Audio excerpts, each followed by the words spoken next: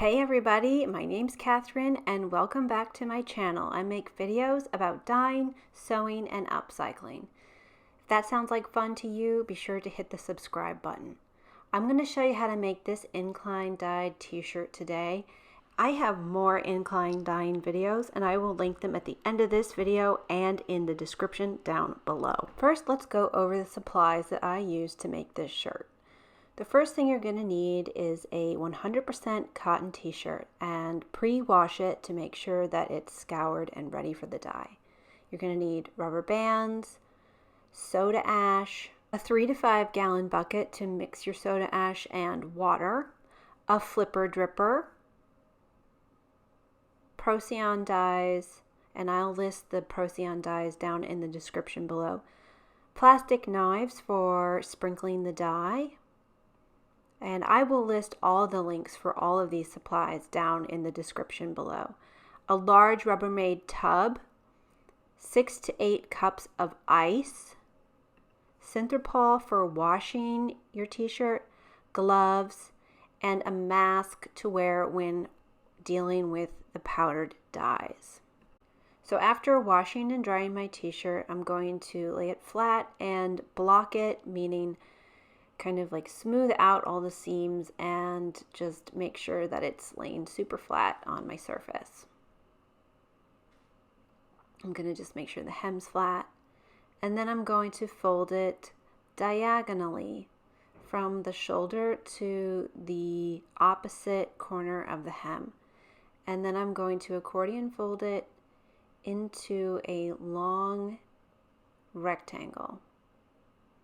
I'm doing this as a handkerchief style fold, meaning on the diagonal, and it's a t-shirt, not a handkerchief, so I'm just going to work the sleeves and the collar in the best that I can. So it's not going to be a perfect rectangle, but I'll just make them fall into line with the rectangle that is established.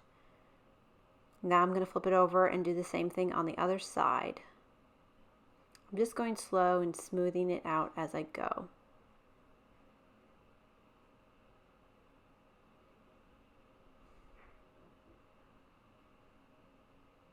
Now it's completely folded and I'm going to add the rubber bands.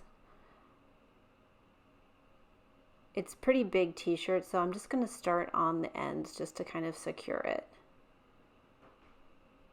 I also wanted to let you guys know that I have multiple online dyeing classes. I teach live dyeing classes, and I also have classes that you can take at any time. You can go to my website at onyxartstudio.com and see which classes I'm offering and the dates coming up for you. I'm just going to keep tying this up with these rubber bands, and I want to make sure that the rubber bands are evenly spaced, so I can just adjust them after I put them on the piece just to make sure they're even.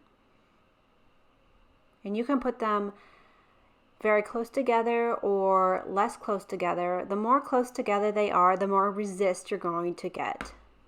So there it is, it's all tied up, and next I'm going to let this soak in my soda ash solution for 20 minutes. I usually use 2/3 of a cup of soda ash to about a gallon of water for my soda ash solution.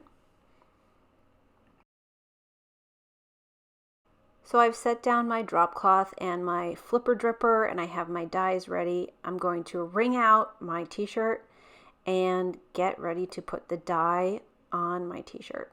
Just FYI, I am wearing a mask when I'm working with the powdered dyes, so I do not breathe in any of the powdered dye. So now it's time to add the dye, and I'm going to start with the lightest color. I'm coming in with some amber waves from Dharma Trading, and I'm just using this little plastic knife to put the dye on.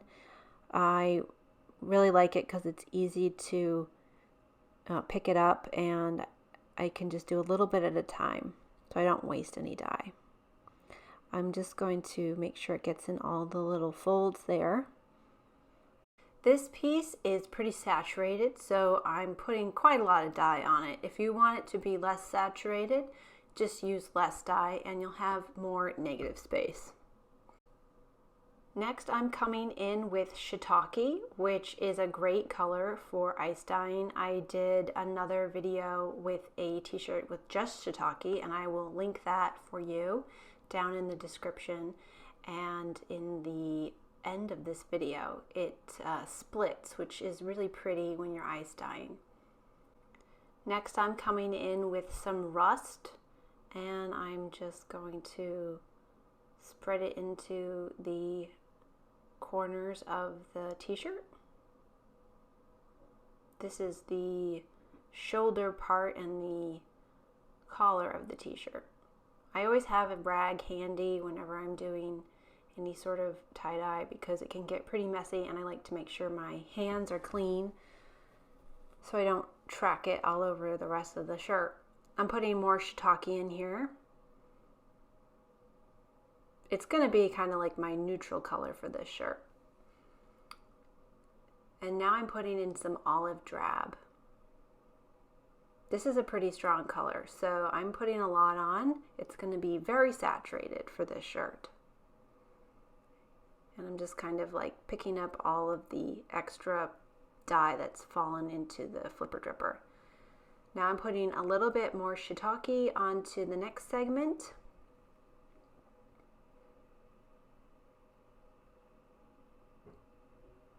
Last but not least, I'm putting some raven onto the little corner of the end of the shirt. So now I'm adding the ice, and I'm just carefully putting it along the whole t-shirt and filling up the flipper dripper.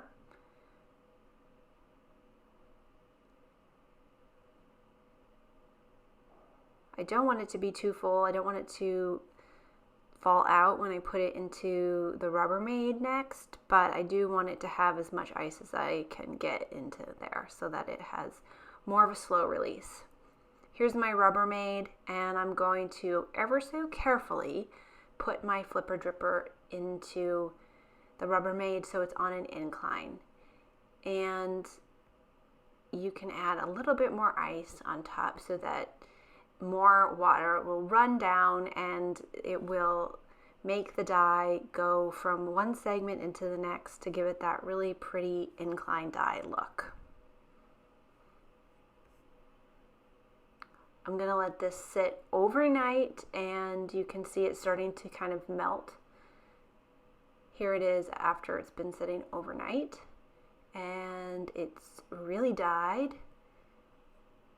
And I'm going to take it apart and see how it turned out.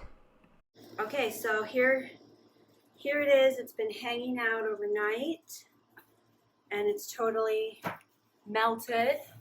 I'm going to take it apart and show you guys how it turned out. So of course, this is always the most exciting part of any ice dyeing project, and it takes so much patience to not disturb it and wait for it to completely melt overnight. So I'm just going to take off my rubber bands and see how it turned out. So I'm going to get this last rubber band off and finally see how it turned out. It has quite a lot of pigment at the top and less at the bottom, because the bottom was where the shirt was at the top of the flipper dripper, so there's more white on the bottom of the t-shirt. So keep that in mind if you're using a flipper dripper. And you can see the neckline and the shoulders have a really nice amber rust kind of color running into each other and then mixing in with that olive in the middle. I'm going to rinse it on cold until the water runs clear and wash it on hot with Synthropol, and then dry it on hot to set the dye.